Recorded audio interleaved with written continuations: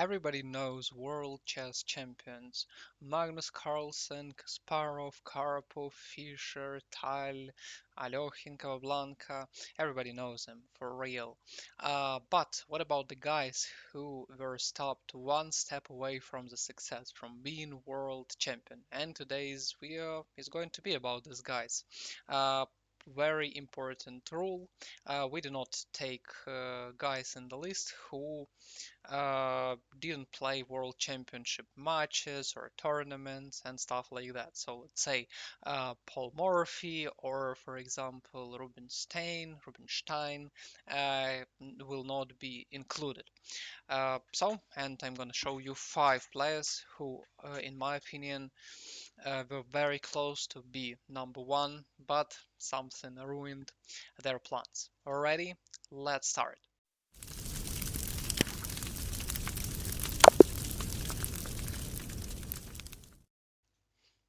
On the fifth place, we have Karl Schlechter, Austrian chess player.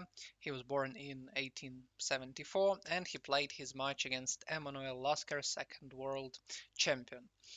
He figured out the rules at 13 years old, then started playing at local Vienna coffee houses, and when he was 19, he already became a champion of Vienna, and then he started playing different international tournaments, very often finishing in the top half of the score sheet, winning some tournaments. His playing style was pretty defensive and drawish and really solid, which is very unusual for the end of 19th century, beginning of 20th century, because mostly people were super aggressive and players like Marshall and some other guys were kind of, I don't know, 19th century school where everybody wanted to attack. So he was very hard to win, and he was some sort of gentleman. He made a lot of draws because, let's say, if his opponent felt not good, he would accept a draw. But he was very hard to break, and he also had some perfect wins, attacking wins as well, and you can find in the internet on YouTube many games of him. But in general, he was very well known as a persistent chess player. So in 1907, 1908, he played a few successful tournaments, and after Tarash and Marshall lost their matches to Lasker, he had a chance to challenge Lasker. Back then, there was no candidates tournament. You needed to gather money for prize fund, and you can play it. And he wanted to have usual for this time 30 games match, but because in 1909 he played in Petersburg not very well, sponsors decided not to give a lot of money, and he had money only for 10 games against Lasker, and yeah, that's how they ended up playing the match against Lasker. What was the trick? There are 2 points of views. First, people say that Schlechter should have won with +2 result.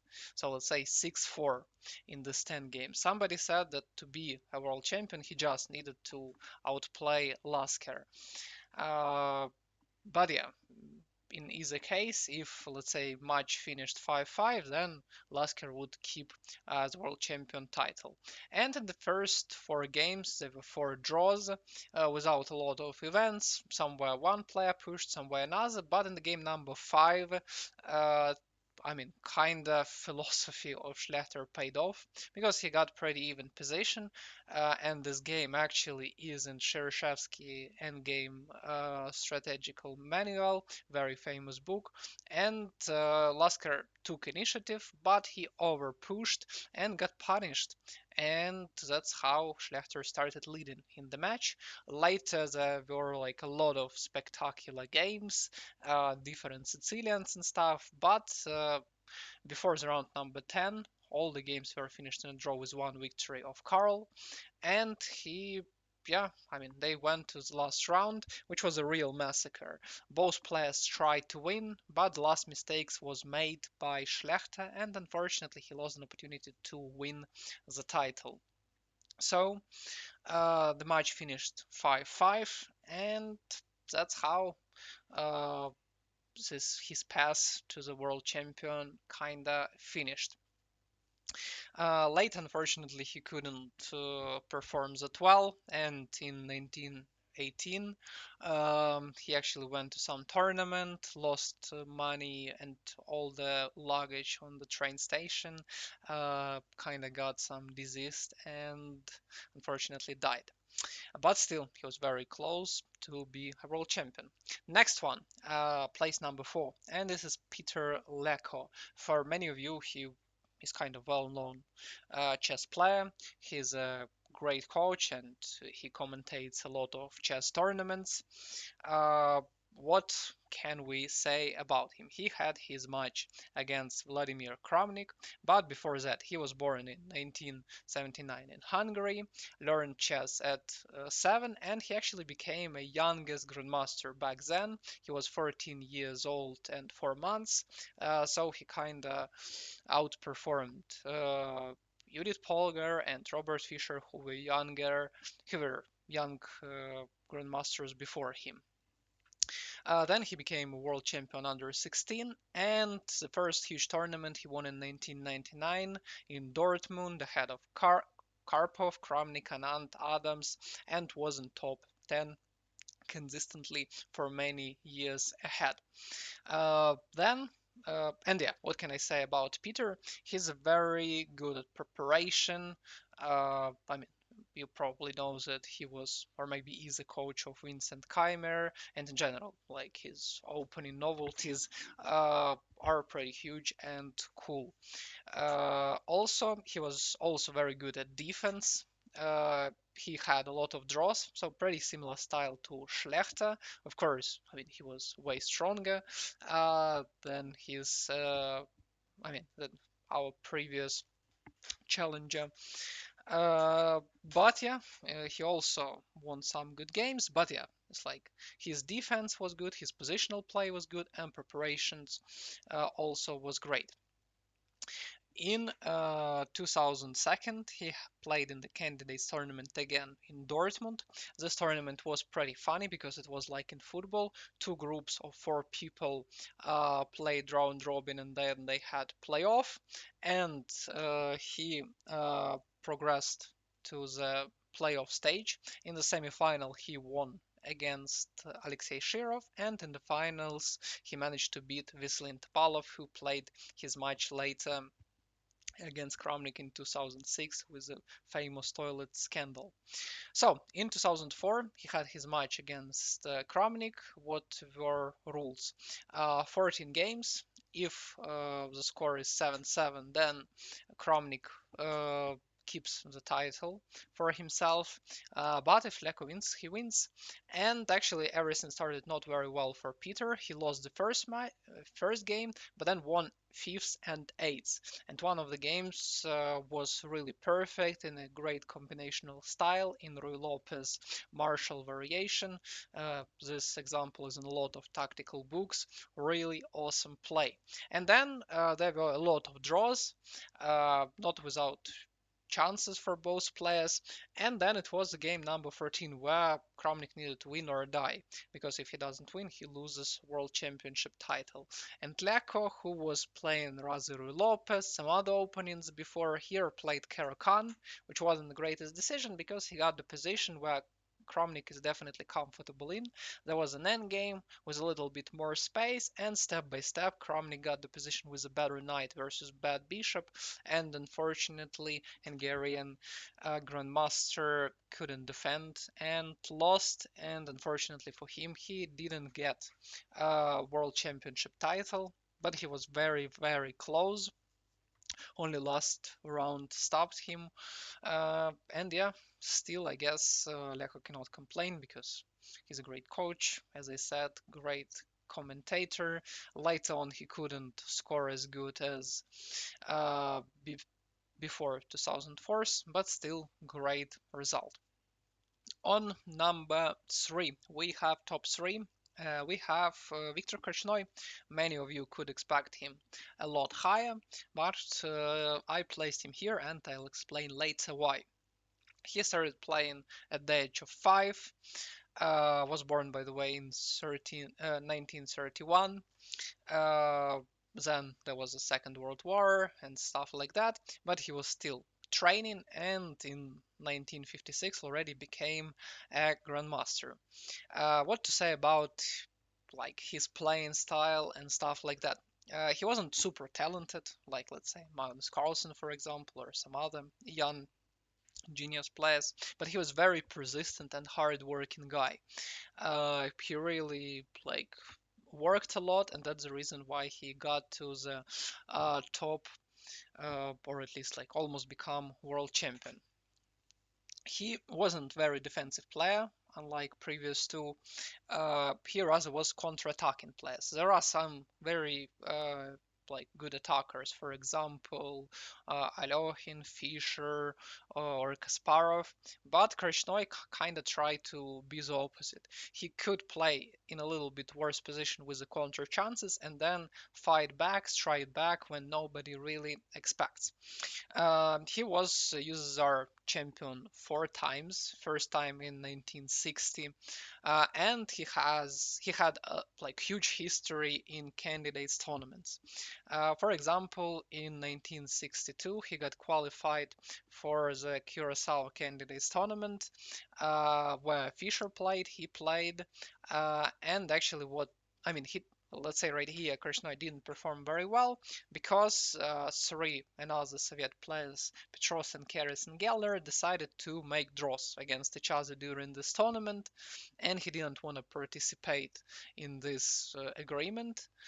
So it was way harder for him to play because every single game he needed to fight, unlike, let's say, these three guys. By the way, after this candidates tournament were replaced with matches because Fischer complained a lot because it's unfair that some guys doesn't play against each other and I need to sweat so many matches and lose so much energy.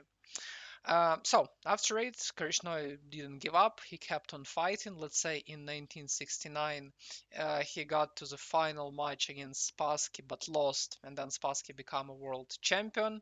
But more interesting, his kind of, I don't know, fight, super long fight against Karpov began. That was candidates 1974, when the winner needed to play against Fischer. We all know that Fischer didn't play it, but he played in the final against Karpov, where Jan Star won 3-2 with 19 draws. According to Korchnoi, in this match there was a pressure from the USSR Chess Federation, the government, so he's saying that he lose kind of on purpose, which kind of probably has some ground under it because Karpov was like more suitable for Soviet regime and stuff like that. After this interview, uh, Krasnoi actually was not allowed to leave USSR, and Karpov became a world champion. Also, Petrosen, who clearly disliked Viktor, wrote a letter about the fact that the Soviet Union needs to develop young talents and not old one like Korchnoi. So that's all the reasons that forced Viktor in 1976 not to come back to Soviet Union after he played a tournament in Amsterdam because he wanted to play chess competitively and he wanted to become a world champion. And with all this history behind, he couldn't really do it in USSR. Some people really thought that it was like brave and more political decision. No, like Krishna could live there, but he wanted to become world champion with Karpov alive. It wasn't possible.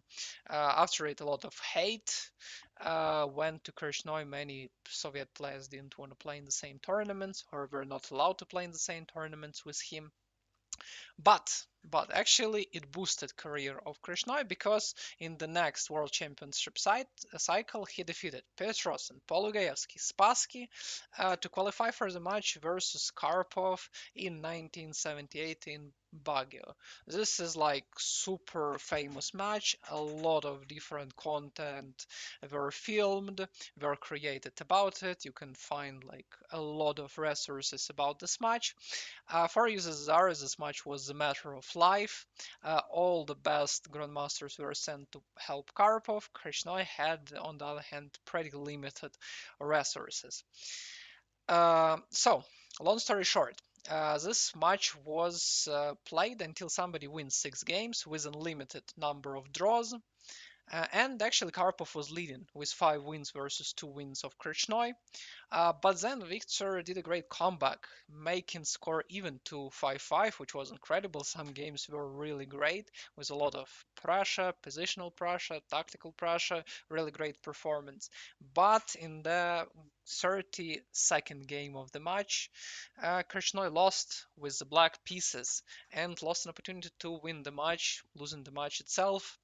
And it was pretty dumb in my opinion because in the 31st game he won, and then in the game number 32 he played Peart's defense, which is a very sharp opening where white is clearly better. I don't know why did he do it. Maybe he had this rush, thinking that he's invincible, and he lost an opportunity to win it. Yeah, he was 47 years old and he played against 27-year-old Karpov, which was incredible, and he really deserved it. But unfortunately, it didn't work out. And later in 1981, they played another match, but Krishnoi performed even way worse and didn't get the World Championship title. Why he's on the third place, not on the second, not on the first? Because it's like Krasnoy did everything to become a world champion. He definitely had a desire to be the one, but unfortunately, in my opinion, he wasn't skilled enough. Karpov was a little bit ahead. And we move into the top number 2. On the second place, we have David Bronstein, or Bronstein, or as you like it. Another Soviet player. He was born in 1924, figured out how to play from father at 7 years old. Then he started training. In 1940, became master.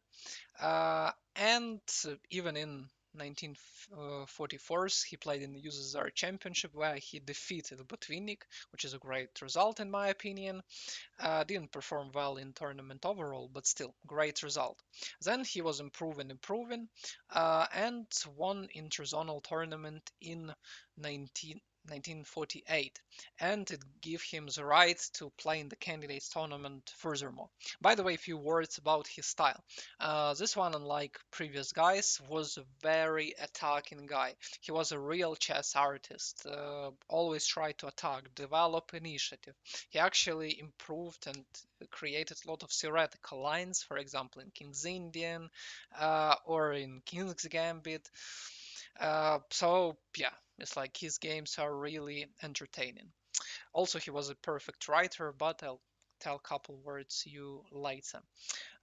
So, Canada's tournament 1950, he tied the first place with Boleslavsky. Actually, he was a little bit behind of him, but in the last rounds he managed to tied the first place, and he was forced to play deciding match between Boleslavsky and him, who will play and who will challenge Botvinnik, who became a world champion 3 years ago.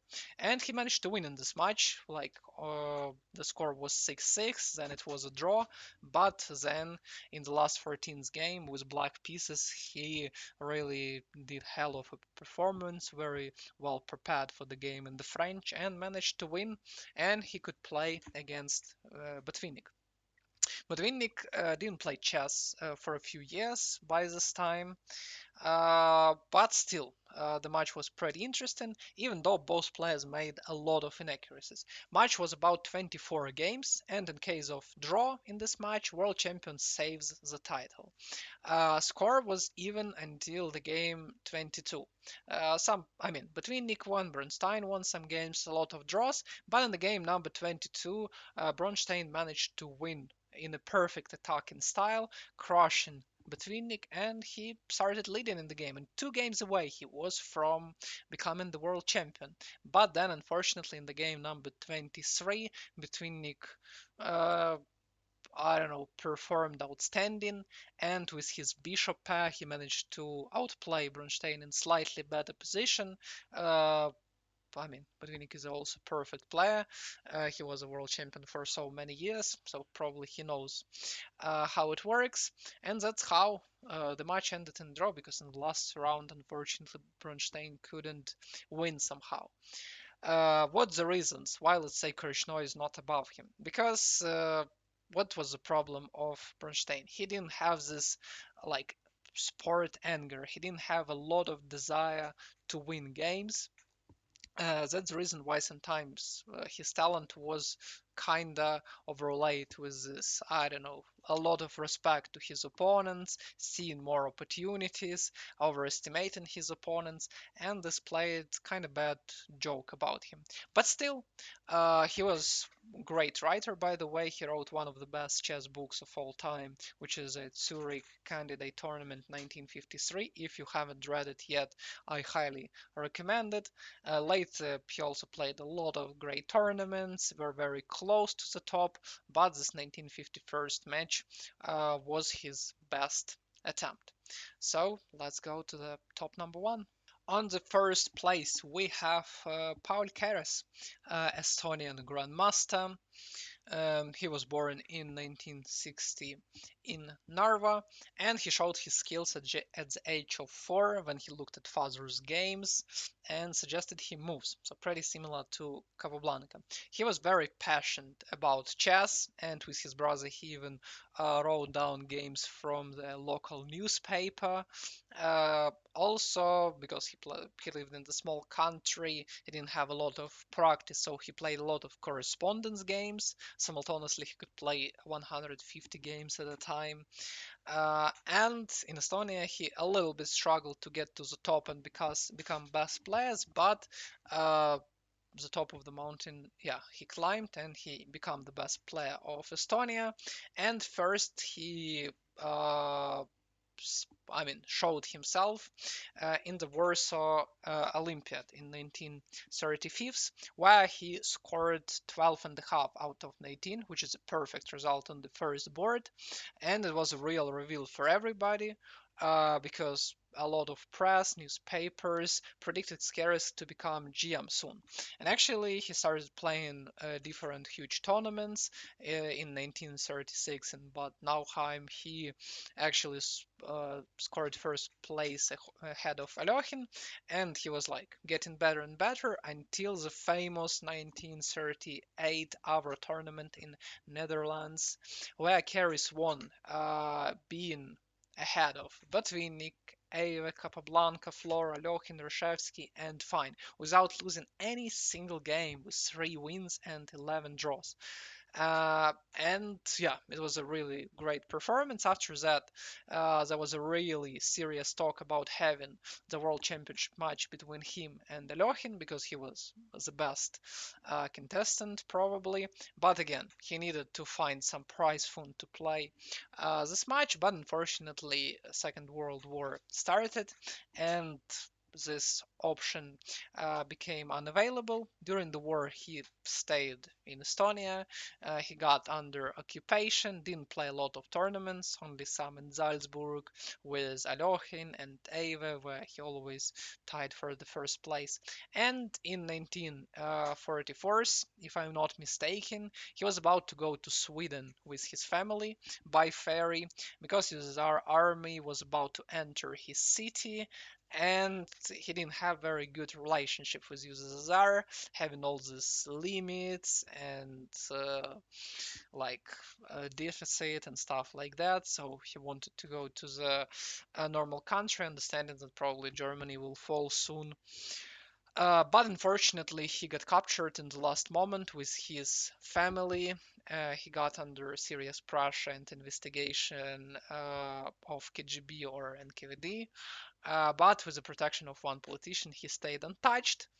And finally, we approaching to his match for the World Championship title, or to be precise, it's not the match. He became USSR champion in 1937, but overall, his chances to become world champion in USSR were near zero, like with the Korchnoi case, because Botvinnik was like a local Karpov here, because Botvinnik was the man of the system as well.